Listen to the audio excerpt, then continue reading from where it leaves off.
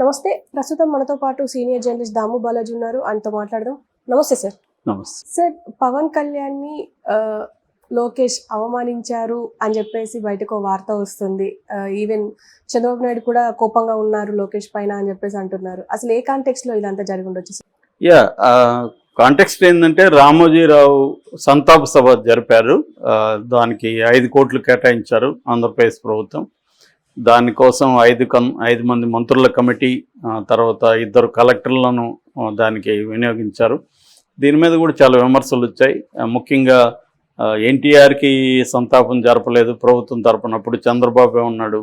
దాని తర్వాత పివి నరసింహారావు చనిపోయినప్పుడు జరపలేదు. ఇప్పుడు రామోజీరావుకి ఎందుకు జరపాలి? రామోజీరావు అంతగా ఆంధ్రప్రదేశ్కి ఆయన ఏం చేశాడు?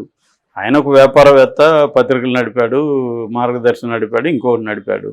వీళ్ళు నిజానికి ఎన్టీఆర్ కానీ పివి నరసింహారావు కానీ తెలుగు ప్రజలకు కానీ దేశ ప్రజలకు కానీ చాలా రకమైన సేవలు అందించారు. ముఖ్యంగా ఎన్టీఆర్ అనేక స్కీములు తీసుకురావడం, అనేక మార్పులు చేయడం, ఇవన్నీ చేశాడు.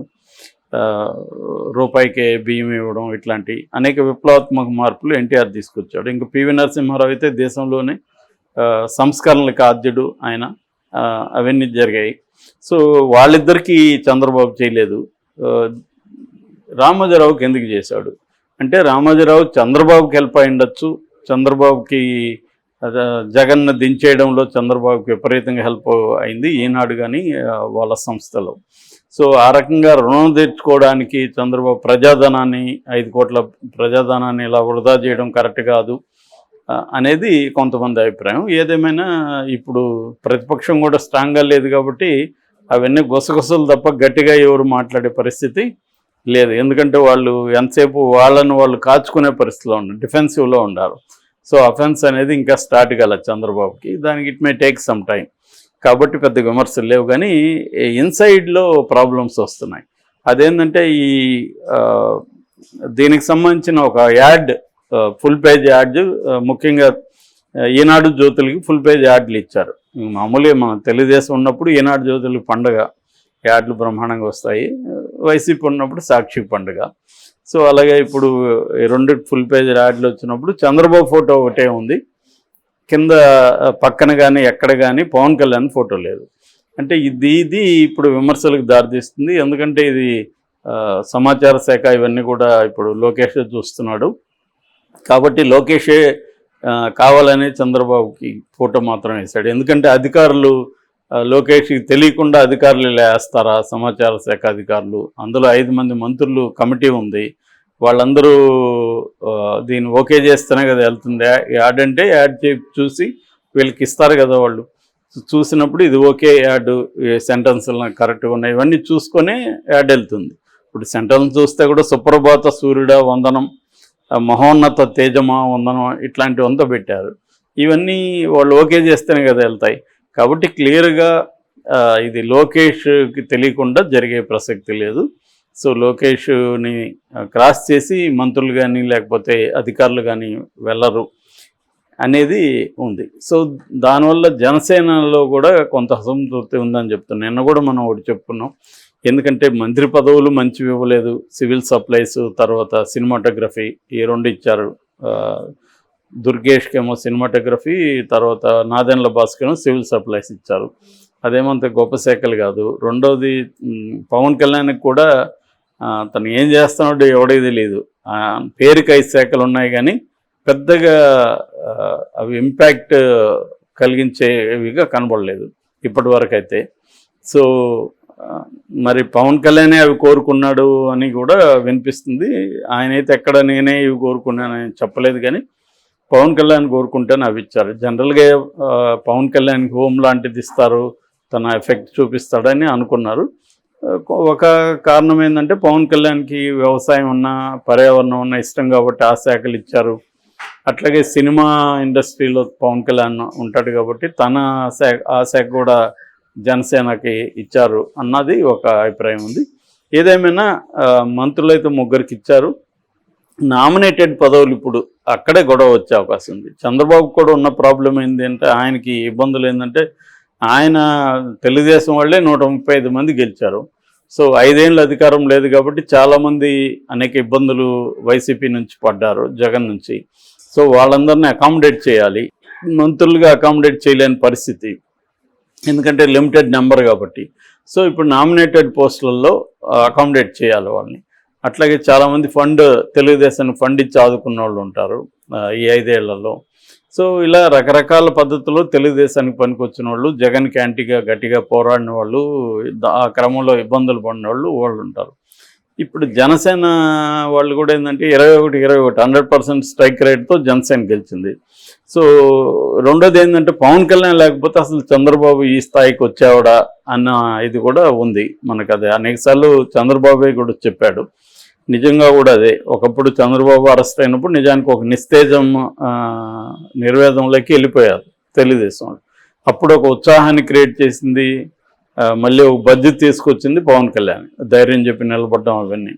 సో ఆ రకంగా పవన్ కళ్యాణ్ వల్లనే జగన్ యాంటీ ట్రెండ్ని కూడా బాగా పెంచడంలో పవన్ కళ్యాణ్. ఎందుకంటే చంద్రబాబు మీద ప్రజలకి అంత నమ్మకం లేదు. గతంలో ఆయన అనేక సార్లు హామీలు ఇచ్చి యూటర్న్లు తీసుకుంటున్నాడని.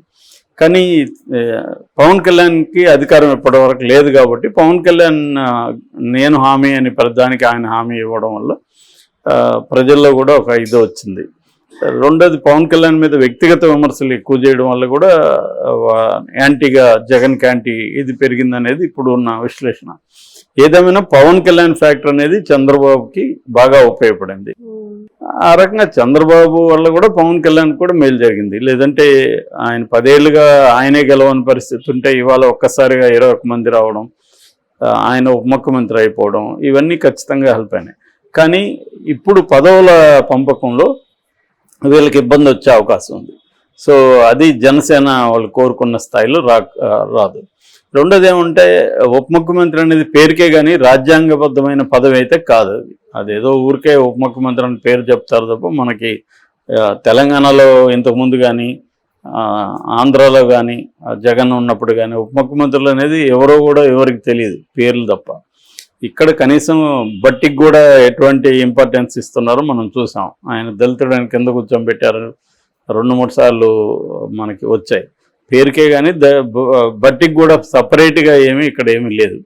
జనరల్గా అంతే, ఉప ముఖ్యమంత్రి అంటే అలాగే ఉంటుంది. కాకపోతే ఇక్కడ ఏంటంటే ముందు నుంచి కూడా బట్టిని ఫోకస్ చేసుకుంటూ వచ్చారు కాంగ్రెస్ వాళ్ళు. జగన్ ఒక్కడనే కాకుండా దళిత ఐకాన్కి సింబల్ లాగా ఆయన్ని ఫోకస్ చేసుకుంటూ వచ్చారు. ఇప్పుడు చంద్రబాబుకి లోకేష్కి ఉన్న ఇదేంటంటే ఈవెన్ తెలుగుదేశంలో కూడా పవన్ కళ్యాణ్కి మనం కానీ విపరీతమైన హైప్ ఇచ్చి చేసుకుంటూ వస్తే రేపు పొద్దున నెక్స్ట్ సీఎంగా పవన్ కళ్యాణ్ ఫోకస్ అయ్యే అవకాశం ఉంది. అప్పుడు లోకేష్కి కానీ చంద్రబాబు ఒకవేళ ఆయనకి 80 వస్తాయి 2029కి, ఆయన యాక్టివ్గా ఉండే అవకాశం ఉంది ఇప్పటి వరకు చూసుకుంటే. ఒకవేళ మళ్ళీ ఉంటే ఆయనే సీఎంగా రావడానికి ట్రై చేస్తాడు. కానీ పవన్ కళ్యాణ్ అప్పుడు డిమాండ్ చేసే అవకాశం ఉంది. జనసేన వాళ్ళు కానీ పవన్ కళ్యాణ్ కానీ కనీసం 2.5 ఏళ్ళు సీఎంగా పవన్ కళ్యాణ్ ఉండాలని ఈసారి ప్రీపోల్ ఫ్యాక్ట్లో డిమాండ్ వచ్చే అవకాశం ఉంది. ఎందుకంటే గతంలో కూడా మాకు ఒక 30 సీట్లు ఇవ్వండి, నేను సీఎంగా డిమాండ్ చేస్తానని పవన్ కళ్యాణ్ అనేక సార్లు అన్నాడు. అలాగే రేపొద్దున వాళ్ళకి ఆల్రెడీ 21 సీట్లు ఇప్పుడు ఉన్నాయి కాబట్టి నెక్స్ట్ కనీసం 45-50 అయితే అడిగే అవకాశం ఉంది. సో అట్లా పవన్ కళ్యాణ్ మనకి ఇబ్బంది అవుతాడు. మనకే పవన్ కళ్యాణ్ లేకపోయినా కూడా మనకు 135 వచ్చాయి కదా ఇండిపెండెంట్గా. మనం ఏదో భయపడి పవన్ కళ్యాణ్తో బీజేపీ తెల్లాం కానీ లేకపోయినా మనం అధికారంలోకి వచ్చుండొచ్చు అనేది చాలామంది తెలుగుదేశం నాయకులు నమ్ముతున్నారు. ఎందుకంటే ఇది జగన్ వ్యతిరేక ఓటు. జగన్ వ్యతిరేక ఓటు అయినప్పుడు పవన్ కళ్యాణ్ ఉన్నా లేకపోయినా బీజేపీ ఉన్నా లేకపోయినా మనం గెలుచుంటాం అన్న ఇదైతే ఉంది. సో ఈ క్రమంలో ఇది లోకేష్ వల్ల ఇది జరిగింది. లోకేష్ పవన్ కళ్యాణ్ ఇమేజ్ని పెంచకుండా చూసుకుంటున్నాడు. చంద్రబాబుకి ఇంకా కూడా భయం ఉంది, మళ్ళీ కూడా పవన్ కళ్యాణ్ అవసరం ఉంటుందని. కానీ లోకేష్ ఏమంటే పవన్ కళ్యాణ్ పెంచే కొద్దీ తనకి ఇబ్బంది అని ఫీల్ అవుతున్నాడు అనేది ఒక వాదన. అది కొంత లాజికల్గానే ఉంది. ఎందుకంటే లోకేష్ నెక్స్ట్ నాయకుడిగా అవ్వాలంటే ఈ 5 ఏళ్లలో తను ఎదగాలి కదా. తనకంటే పవన్ కళ్యాణ్ ఫ్రంట్లకి ఆల్రెడీ పవన్ కళ్యాణ్కి ఒక కరిష్మా ఉంది ప్రజల్లో, లోకేష్కి లేదు ఆ కరిష్మా. సో లేనప్పుడు లోకేష్ పవన్ కళ్యాణ్ని ఖచ్చితంగా డౌన్ ప్లే చేయాలని అనుకుంటాడు. సో మేబీ ఇది కూడా అదేనా అనేది వాళ్ళు క్లారిఫై చేస్తే కానీ తెలియదు మనకు. Okay sir, thank you.